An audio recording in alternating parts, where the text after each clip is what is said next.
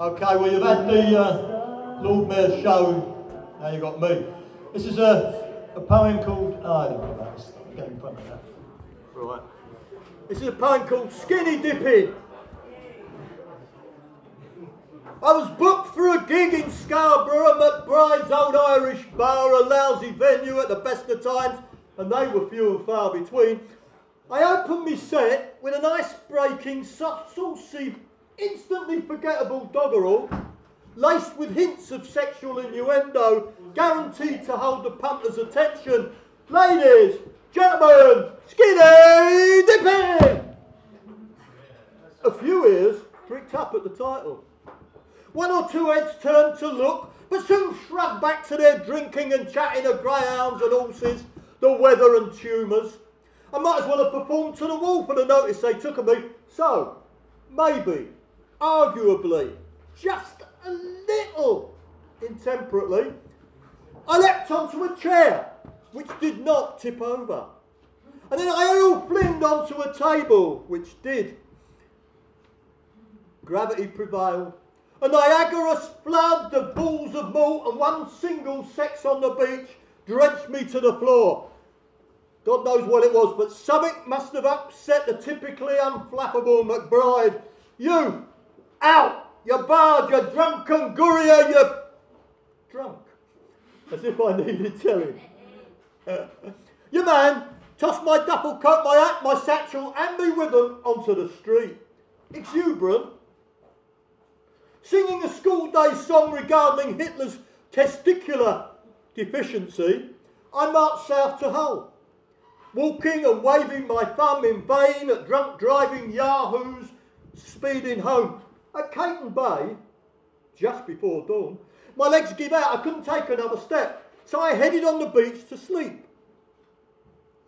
Above the screech of milling gulls, giggling girls caught my ears. From behind a tree, I watched three, stripping, then skipping into the sea, splashing and laughing, but drunk still and uncharacteristically full of bravado, I stood and applauded the view. They, wet, naked and unashamed, waved back at me to join them, and my arm didn't need twisting. Down to me boxers I stripped, so ladies that please, don't picture this, whatever you do. This next stand, don't picture it, just keep it clean in your head. Down to me boxers I stripped and rushed to the sea. My headlong dive in left me kecks half-mast, and the women laughing wrestled each other to playfully finish the job of naked in me. Oh, shock horror. Holding hands encircling me, singing the farmers in his den, winking coquettishly in turn as they passed my face full frontally. Farmers in his den, the farmers in his den, hey, hey, you, the farmers in his den. Fair enough. The farmer wants a wife. The wife wants a child. The child wants the nurse wants the dog wants a bone. Fine by me. But when they sang, we all pat the bone and reached to stroke my little man in turn, I wouldn't stand for that. And to cheering and jeering and to derisive chorus of I spy with my little eye. With the actions to match, I waded back to the dry. A strange night I'd had of it, meeting the three graceless out of the blue in Caton Bay. A cherished dawn in my memory. I doubt it remains in theirs. Thank you. I'll only do one more. I'll only do one more because there's some quality coming after me. Here we go.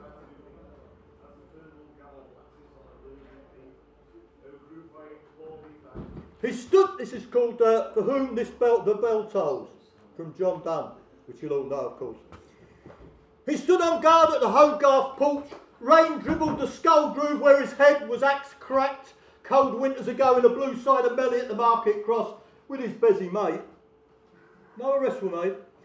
The rain trickled the twist of his broken nose, mingling with the dewdrop that rolled down the philtrum onto the bristly moustache. balanced on his wind-chapped bottom that kept the skimpy roll-up balanced on his wind-chapped bottom lip dry. His reptilian eyes roved the smoking zone, ashtrays and environs. I was only heading inside to catch last stalls, about a spare minute, and he looked in near the cheering. Small talking, I suggested lightly, no need to hunt around for dog heads no more, must have made your smoking life a whole lot easier. Breaking off from avid scanning of paved slabs for a buck worth bending for, he sniffed and snorted the rain and dewdrop mix somewhere deep inside his face. Yeah, no, ain't nothing to find in fag-ends no more. Time was when there was an art to it, knowing where to look and that. Then he wiped his nose drip with the back of his hand, sighed and black-holed into a parallel universe with a population of, well, just the one. It's like fishing for trout. I used to like a bit of trout, but it don't taste the same lately. They're all over the frigging place nowadays. I was baffled. What was this loon on about? Trout or fag-ends? Can't bleed and miss them these days. Fag-ends or trout? But I've got a bad back and I'm too slow on my feet. The other scrounging bastards beat me to him. It's dog eat dog in the fag-end world. Ah, he was talking fag-ends. I offered him a BA Hons philosophy, open bracket failed, close bracket insight. Things will have to change or else they'll stay the same. He sneezed and hard spray splashed my duffel coat toggles. It's getting frigging worse than ever. I agreed. I don't know what the world's coming to. It's coming to a sudden end, he went. A full stop. But it won't be an asteroid what sees us all dead like a proper world's end ought to be, he said. Now it'll be some crazy bar steward with a dirty briefcase bomb blowing us to Timbuk sodding too. He coughed, and his roll-up burst apart. Most of a shower of pre-smoked tobacco missed his nicotine beard and peppered the front of his unfit-for-purpose wind cheater that held in the zip teeth pre-stuck blackened strands. He picked the remains of a rizzler from his lip, it bled, and he grunted, they won't even end the sodding world in a proper manner. You're right, mate, we're doomed, I offered, right in the mood. Doomed! Doomed! I'll say we're bloody doomed. And doom ain't what it used to be. Gordon bleeding Bennett's piss poor doom these days. He looked into the distance and soliloquised. Just to prove I know big words, I stuck it in just because a bit of intellectualism. I remember the time when doom counted for something. You used to be proud of doom, a high-stepping, black-plumed, all-straw nurse, tall, silk-topper kind of doom. Then he turned, hawk-eyed me triumphantly. A proper doom. Wait for it. Wait for it. Not a popper doom.